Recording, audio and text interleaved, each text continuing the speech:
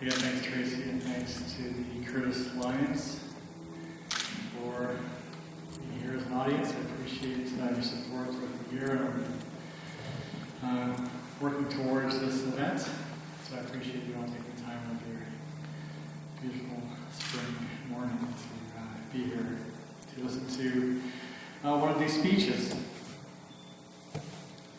You know, I went through and met a lot of the groups, organizations throughout the year talking about this event.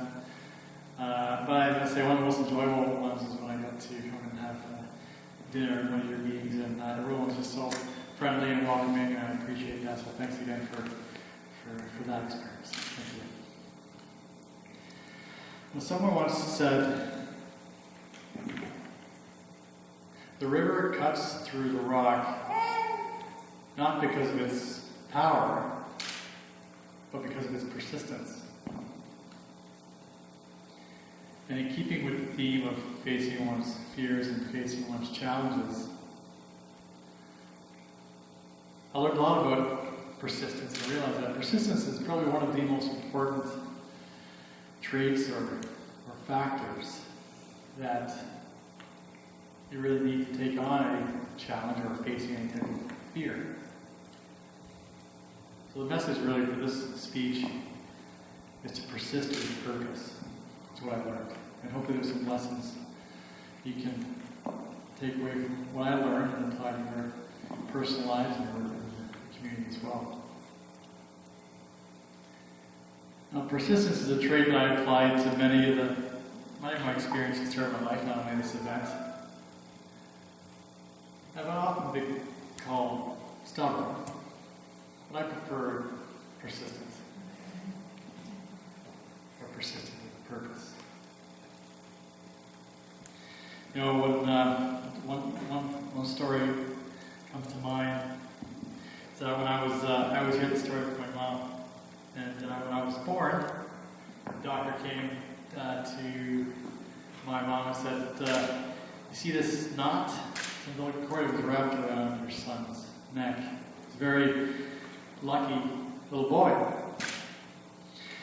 I always heard the term lucky, and I often think, probably a little more stubborn than lucky. And so this persistence is probably being persistent is probably where I started. And I probably could never be accused of being the most intelligent person gracing any of the rooms that I've been in, whether it's school or work. But persistence has been the thing that's always helped me. Hard work, persistence, especially with this event. This event probably been more about persistence and hard work than the speeches themselves. But it's been good work. It's been reaching out to community organizations throughout the Durham region to make this more of a community event from a personal perspective and making it more of a community event. To persist with purpose. And there's one person I've always been inspired by when I think of persistence, and since I was a kid, I've always been inspired by this one individual that has embodied persistence.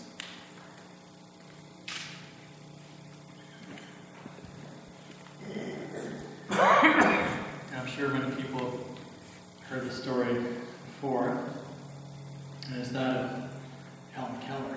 When I think of the story of persistence, an extreme story of persistence, I think of the story of Helen Keller. Now, so those who don't know Helen Keller, I'm sure many of you don't, so obviously an American author, political activist, and a lecturer. And she was born with the ability to see and hear like any healthy baby. At 19 months, she developed this fever, sickness, and when she came out of the coma, she lost the ability to see and hear.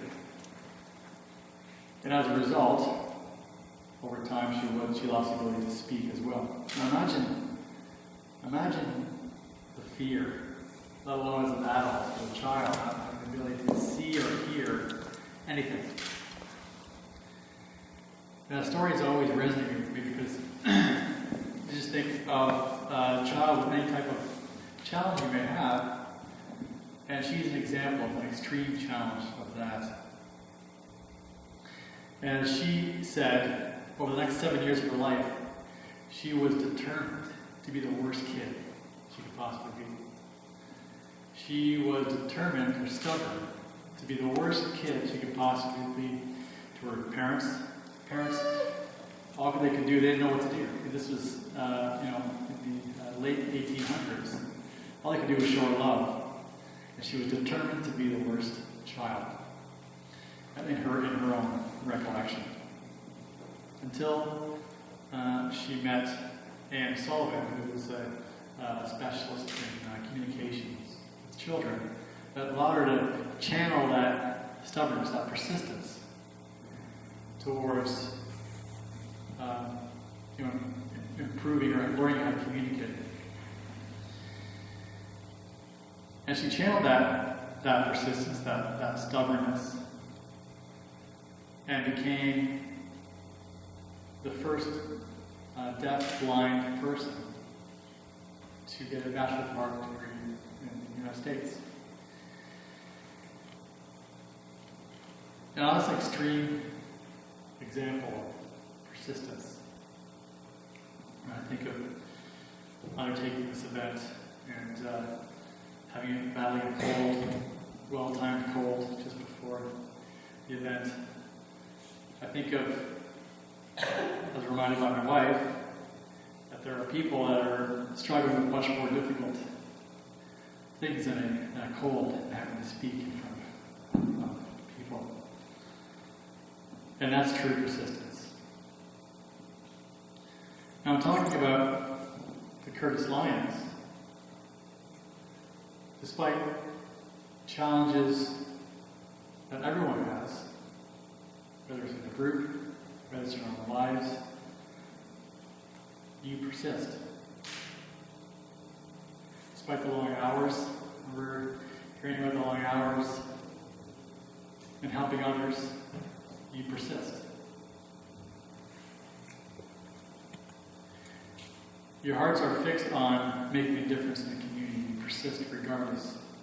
And it's inspiring. And it's never easy to battle through one's own challenges and one's own fears.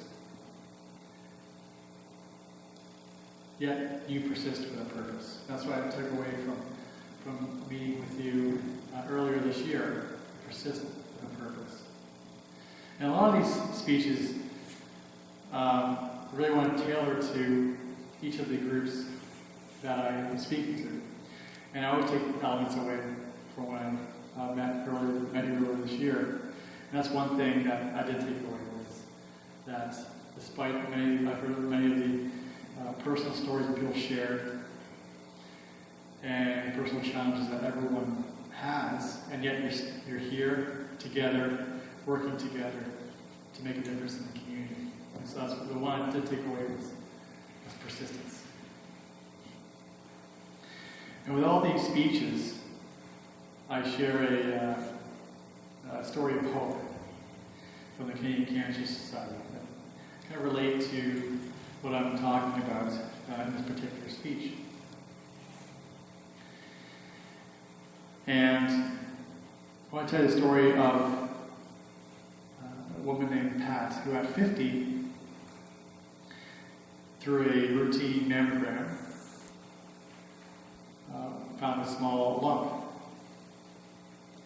And she said she stubbornly went home and had a good cry and said, "That's it, I'm going to fight this," in her own stubborn way, as she said. And as following her lumpectomy, she had radiation treatment.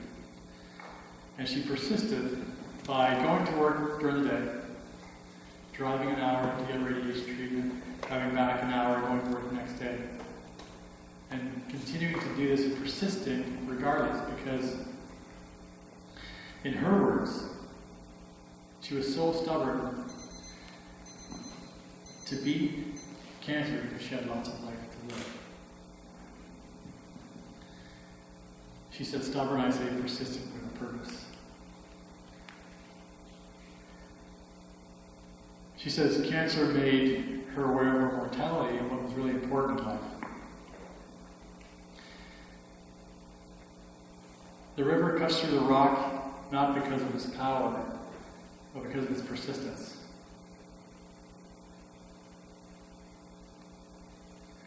So the message is today to continue to persist with a purpose. Thank you and have a great day.